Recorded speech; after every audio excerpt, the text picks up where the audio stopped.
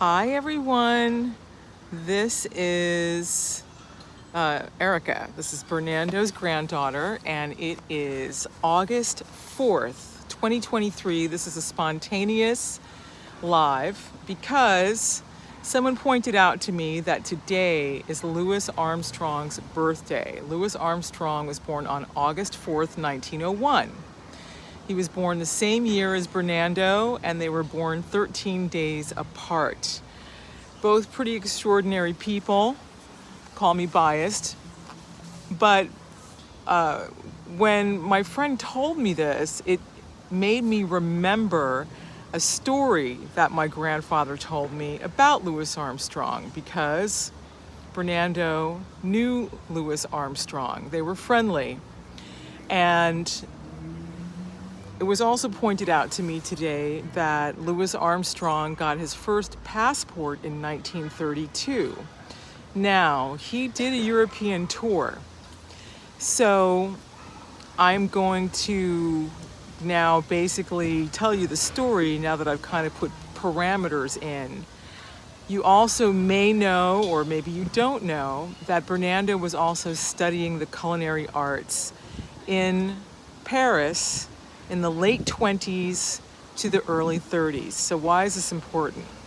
Well, one day, my grandfather gets a phone call or a message from Louis Armstrong, who's in Paris to do a show, saying, "Hey, I want you to come over.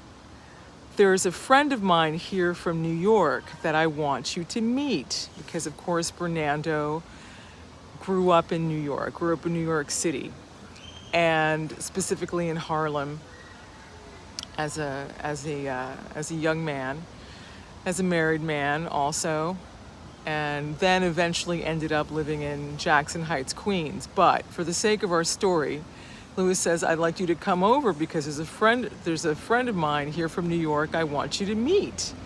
So my grandfather went over, presumably to the hotel where Mr. Armstrong was staying in. This would be a really, really interesting project if anybody wants to take up the torch and plot out Louis Armstrong's European tour dates in the years 1932, 1933. So he went over, and this friend turned out to be Gloria Swanson, the silent movie star who also made a transition into talking movies. And so I asked my grandfather these questions, or we got into this conversation somehow during the last couple of years of his life. And he said to me, "Do you know how far you're taking me back?" Of course, he was well into his hundreds at this point. And I said, "Yeah, I think I'm taking you back about 80 years.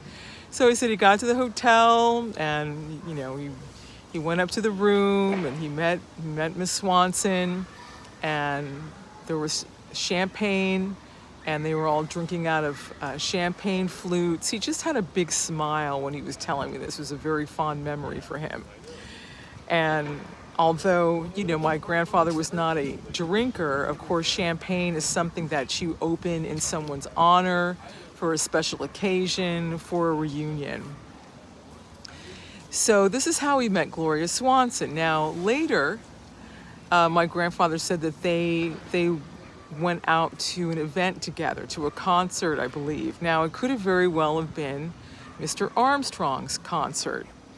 And because, of course, at that time, an era, a white woman sitting next to, quote, a man of color in the United States in public, that never would have happened. So I'm pretty sure they were in Europe when this occurred.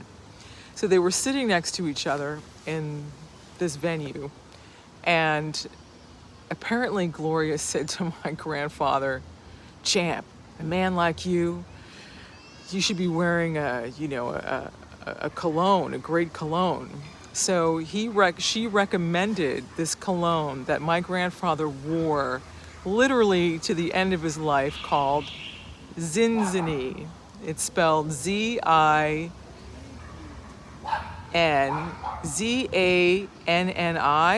I still have a couple of bottles of the Zinzini. In fact, I remember when I was living in Paris in the late 80s to the mid 1990s, my grandfather asked me if I could find him a bottle of Zinzini and send it back to him because he was having a hard time finding it in the United States.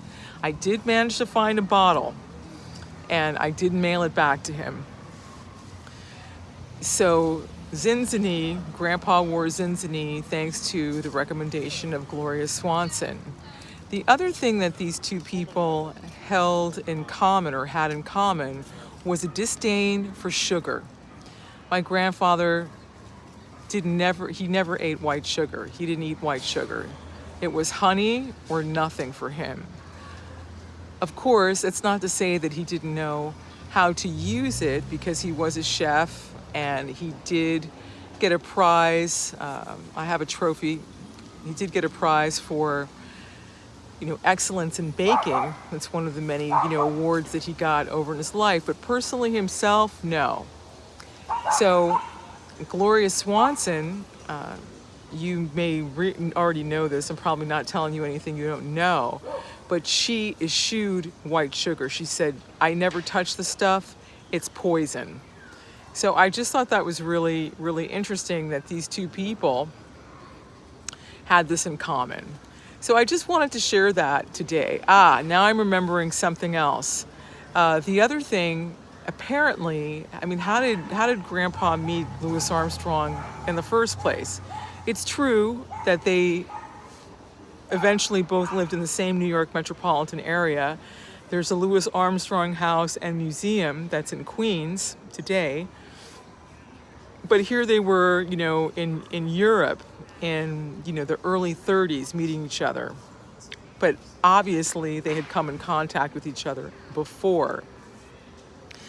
So my grandfather had this friend. He had a lot of show business friends. My grandfather loved musicians. He loved show business. He loved, he loved the arts in that way. And he even had a daughter who was also an actress. My mother was a great actress. At any rate, for some reason, I seem to recall him telling me that he was in St. Louis, Missouri at the time. Why he was there exactly, I'm not sure. Did he go out there for work? Pretty sure that's where he told me he was. If not, he definitely was with this friend of his named Fletcher. I believe that was the man's name. At any rate, this guy, who was a friend of his, was also in show business. He was a hoofer. He was a dancer, and his mother, apparently not my grandfather's mother, no, but his friend's mother was a tightrope walker, right? So they went to this bar that essentially served as a hiring hall for, musicians and singers and dancers and so on and so forth. So in those days, that's what people did, and especially people of color did that. So people would meet there and congregate there, and of course you'd have musicians touring, right? St. Louis, Missouri at one time was a very, very big jazz spot, a very, very hot jazz spot. If I'm not mistaken, that's where Josephine Baker came from, right? So that's how initially they were introduced. Oh, Cuba, Bernando here, meet Louis, et cetera, et cetera. So they stayed in touch, and that's how they ended up, seeing each other in Paris, France in the early 30s. My grandfather told me that I think they visited on a few occasions out in Queens. He met Lucille. She's a very nice woman. And that's really it. So I just wanted to share that because today is a special day. It's Louis Armstrong's birthday. And also to let you know that I'm going to be doing a special live, surely on Facebook. If I have the time, I will also do a live here on YouTube in commemoration of what would have been Bernando's 122nd birthday. So if you're not following Bernando over on Facebook, that's facebook.com/Bernando LaPallo, go ahead and do that, and you'll see that there's an event posted there for August 17th around 3 o'clock in the afternoon, and I'm going to be doing a live, and I'm going to be doing a Q&A and just kind of sharing some, I hope, insights that will be useful to people. There are always a lot of questions about Bernando's diet, and I again want to try and put that in perspective for people. All right, so I wish you a very good evening, and I will see you on August 17th on Facebook.